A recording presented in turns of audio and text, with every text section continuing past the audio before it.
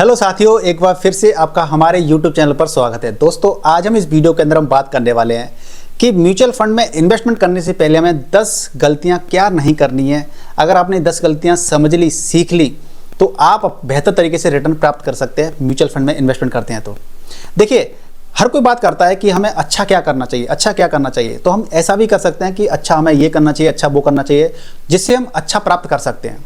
लेकिन इसके उल्टा आप अगर गलतियां करना भी छोड़ देते हैं, कि जो हम गलतियां करते हैं, अगर उन गलतियों को ही अगर आप इंप्रूव कर लेते हैं, उन गलतियों को अगर करना बंद कर देते हैं, तब भी आपको बहुत अच्छे परिणाम प्राप्त होंगे।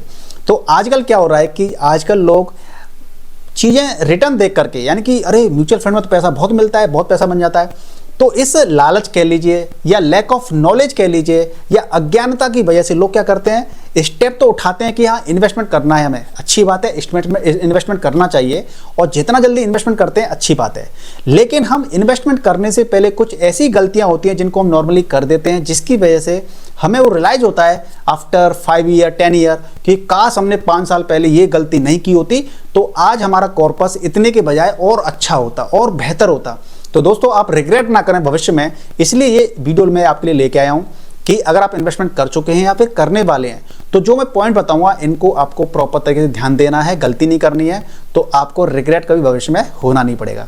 यानी कि वीडियो काफ़ी इन्फॉर्मेटिव और इंटरेस्टिंग होने वाला है। वीडियो को आखिर तक देखेगा और जल्दी से इस वीडियो को लाइक शेयर अपने फ्रेंड्स सर्कल में शेयर कर दीजिए ना, उनको भी तो नॉलेज होती है ना, वो शेयर करनी चाहिए हमेशा, अच्छी चीज़ हमेशा शेयर करनी चाहिए। और चैनल पर नए तो चैनल को सब्सक्राइब कर लीजिए। देखिए, सबसे पहले हम बात कर लेते हैं कि जब हम इन्वेस्टमेंट करते हैं म्यूचुअल फंड के अंदर, तो वो 10 गलतियां क्या क्या होती हैं, उनके बारे में हम एक एक करके चर्चा कर लेते हैं। तो सबसे पहला यह है कि हम बिना रिसर्च किए म्यूचुअल फंड में इन्वेस्टमेंट कर देते हैं। मेरे किसी मित्र ने, मेरे किसी रिश्तेदार ने, मेरे किसी अड़ोसी पड़ोसी ने बता दिया कि ये वाला फंड अच्छा है और इसके अंदर इन्वेस्टमेंट कर दो, लाखों करोड़ों की संपत्ति आपकी बन जाएगी। आजकल आपने देखा है कि हमारे यहाँ पूरे विश्व में भेड़ चाल वाली स्थिति होती है। अगर किसी एक बंदे ने कह दिया कि दैट्स इज गुड या दैट इज बैड, तो हम उसी चीज़ को फॉलो करने लग जाते हैं। तो हमें कभी भी किसी की कहीं सुनी बातों पे नहीं जाना है, हमें खुद से रिसर्च करनी है। अगर हमें किसी चीज़ की नॉलेज नहीं है, तो नॉलेज नहीं है तो क्या हो गया, आजकल यूट्यूब है, बहुत सारे माध्यम ऐसे हैं, प्रिंट मीडिया है, बुक्स आती हैं, यूट्यूब जैसे साधन भी हैं, तो वहाँ पर आप क्या कर सकते हैं, अपने को एजुकेट कर सकते हैं। आप अच्छे फंड सेलेक्ट कैसे करते हैं, आप उसको सीख सकते हैं। तो किसी के कहने से आपको इन्वेस्टमेंट नहीं करना है, आपको खुद भी सीखना है। हम भी आपको सिखा रहे हैं, आप हमें चैनल को सब्सक्राइब करके हमसे सीख सकते हैं। तो रिसर्च करके ही आपको म्यूचुअल फंड में चयन करना है। अभी क्या देखिए, होता क्या है कि हमारा गोल अलग है, हमारा टाइम ड्यूरेशन अलग है कि हमें कितने साल के लिए इन्वेस्टमेंट करना है, हमारा रिस्क प्रोफाइल अलग है। तो जो बंदा आगे वाला बता रहा है कि आप इस वाले म्यूचुअल फंड में इन्वेस्टमेंट कर दो, और अब उसको हमारा गोल पता नहीं है, टाइम ड्यूरेशन पर टाइम होराइजन पता नहीं है, रिस्क पता नहीं है, तो कैसे हम उसी वाले म्यूचुअल फंड में कर दें। तो आप इस चीज़ को बहुत ध्यान रखिएगा। अगली जो कैटेगरी है, जो गलती हम लोग करते हैं कि एक ही कैटेगरी के म्यूचुअल फंड में हम इन्वेस्टमेंट कर देते हैं।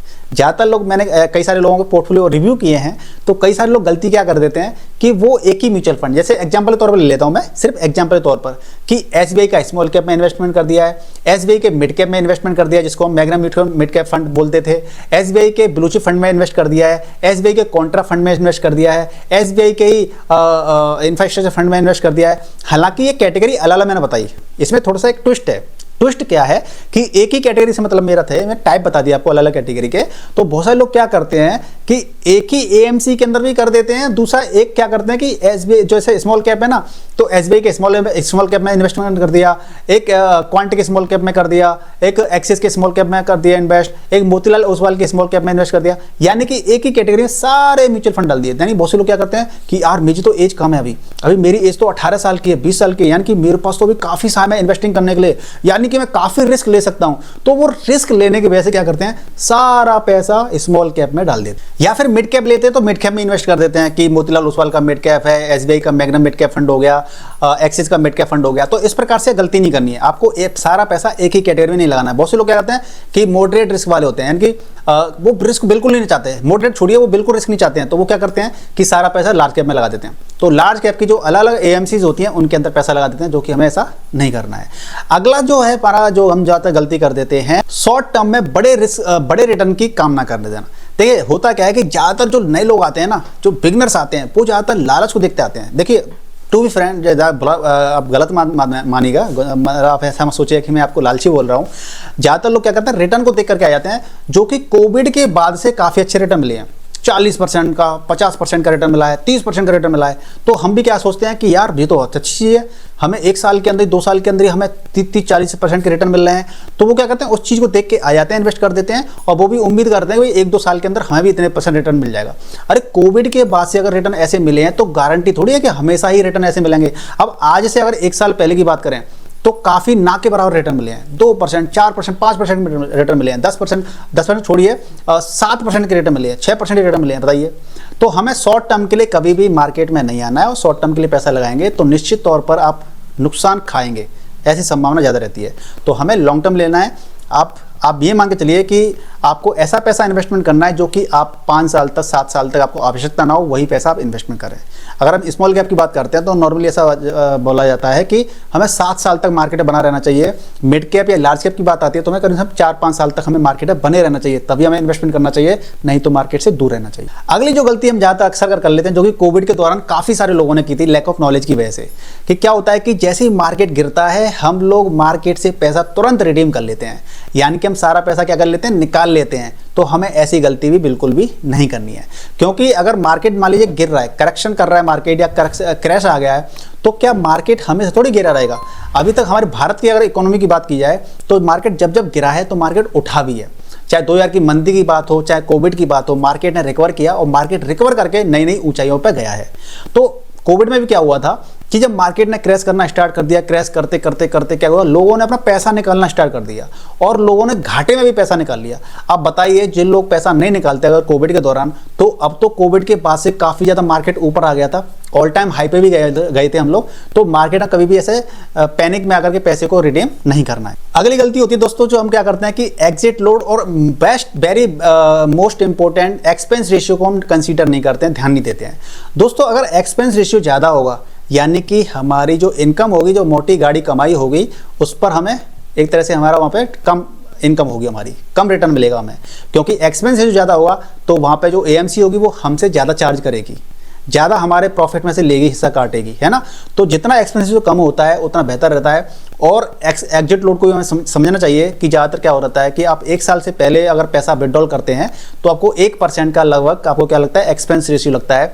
जो कि मान लीजिए आपने 1 लाख रुपये आपने विड्रॉल किया, आपने 1 साल से पहले पैसा 1 लाख लगा दिया, मान लीजिए 10 लाख लगा दिया, और 1 लाख रुपये आपने विड्रॉल कर दिया, तो उस पर 1% की क्या लग जाती है, पेनल्टी लग जाती है। तो आपको ये भी चीज़ ध्यान रखनी है भविष्य में।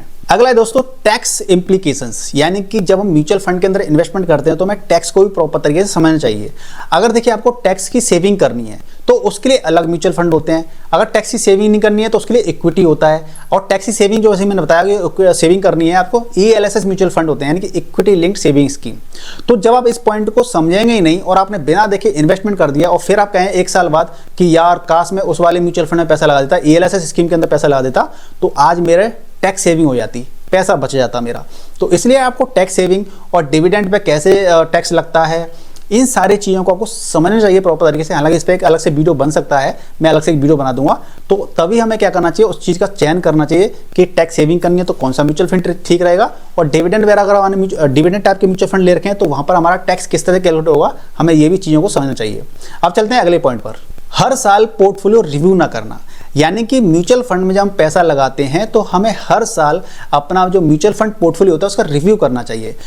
अब 2 तरह की कैटेगरी होती है। पहली कैटेगरी ऐसी होती है कि जो इन्वेस्टमेंट कर दिया, आपने आज से इन्वेस्टमेंट करना स्टार्ट कर दिया, और जैसे ही हमारे म्यूचुअल फंड पोर्टफोलियो के अंदर वो इन्वेट दिखाना शुरू कर देता है, हम डेली देखते हैं कि हमें कितना प्रॉफिट हो गया, कितना लॉस हो गया। तो डेली 100, जिसने अगर मान लीजिए 1000 रुपये इन्वेस्ट किए हैं तो 100,000 में से मान लीजिए 10 रुपये या 5 रुपये ऊपर नीचे होते रहते हैं। तो हम ऐसे देखते रहते हैं कि डेली कितना प्रॉफिट हुआ। देखिए म्यूचुअल फंड शॉर्ट टर्म का गेम नहीं होता है, शॉर्ट टर्म में पैसे नहीं बनते हैं। एक ऐसे होते हैं कि एक बार इन्वेस्टमेंट कर दिया, वो 1 साल छोड़िए, वो 5 साल तक अपने पोर्टफोलियो को देखते ही नहीं है, भूल जाते हैं, ऐप ही इंस्टॉल नहीं करते हैं, या फिर अपना पोर्टफोलियो खोल के नहीं देखते हैं। तो ये भी नहीं करना है। हमें हर साल अपना पोर्टफोलियो को चेक करना है कि हमें अगर कोई म्यूचुअल फंड अगर प्रॉपर तरीके परफॉर्म नहीं कर रहा है तो हमें उसको एग्जिट करना है, उसमें से पैसा निकाल लेना है अपना और दूसरे म्यूचुअल फंड के अंदर पैसा लगाना है। तो ये चीज हमें समय समय पर यानी कि 6 महीने या 1 साल के अंदर हमें रिव्यू करना चाहिए। अगली जो गलती करते हैं लमसम के इन्वेस्टमेंट के मामले में कि जब हम लमसम पैसा इन्वेस्टमेंट करते हैं तो हम मार्केट की कंडीशन को देखते नहीं है। देखिए लमसम का मतलब ये होता है कि जब मार्केट नीचे आता है ना तब हमें इन्वेस्टमेंट करना चाहिए। अब आपको पास लमसम जो पैसा होता है उसको मार्केट के जब मार्केट कंडीशन जब आएगी तब हमें इन्वेस्ट करना है, यानी कि लमसम करने वाले अमाउंट को आप अपने बैंक अकाउंट में या डेट म्यूचुअल फंड के अंदर आप रखिए, तैयार रखिए और जैसे ही मार्केट कंडीशन आती है आप तुरंत इन्वेस्टमेंट कर दीजिए।